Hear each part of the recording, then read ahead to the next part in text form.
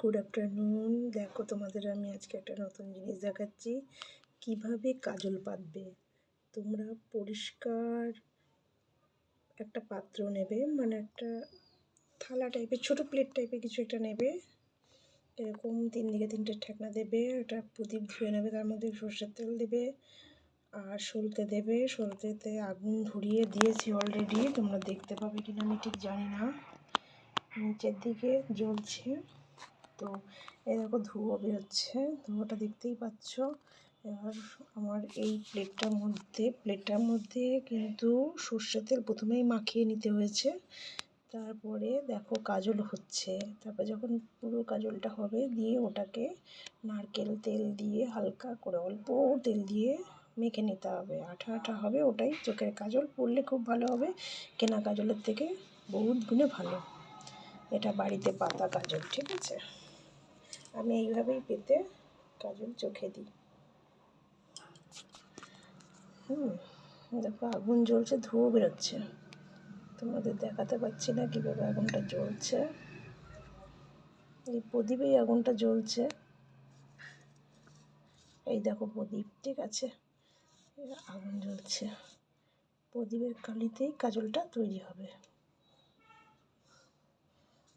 আর পুরো কালিটাই কিন্তু এই প্লেটটার মধ্যে জমা হবে।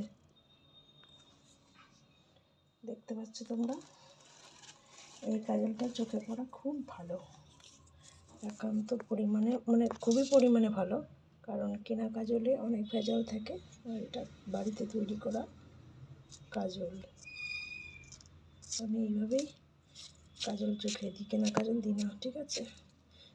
কারণ কেনা কাজলে চোখে খুবই অসুবিধা হয়, তার জন্য কেনা কাজলটা আমি দিই না। সর্ষের তেলে প্রদীপটা পেতে নেবে, প্রদীপ পেতে নিয়ে কাজলটা করবে।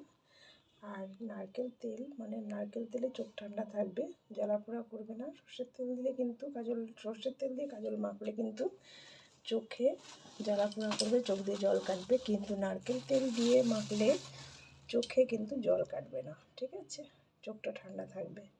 আমি এইভাবেই কাজল পাতি, তোমরা দেখে নাও, তোমরা দেখে শিখে নাও। জাস্ট 3টে আমি ছোটো ছোটো গ্লাস দিয়ে থালাটাকে ঠেকনা দিয়ে ঠেকিয়ে রেখেছি।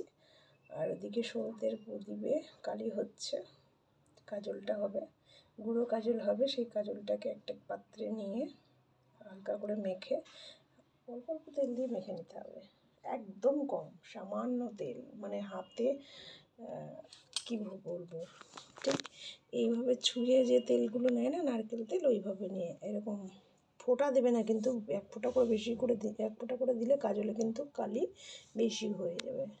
ওই একটু একটু করে দিয়ে মেখে নিতে হবে।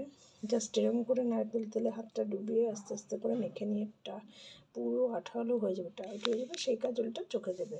তাহলে চোখের পক্ষে খুবই ভালো, অ্যালার্জির ভাবটা থাকবে না, চুলকাবেও না, আর চোখ দিয়ে জলও কাটবে না, জ্বালা পোড়াও করবে না, ঠিক আছে গাইস। তোমরা সবাই এইভাবে কাজল পেতে নিও। Ta-ta, by.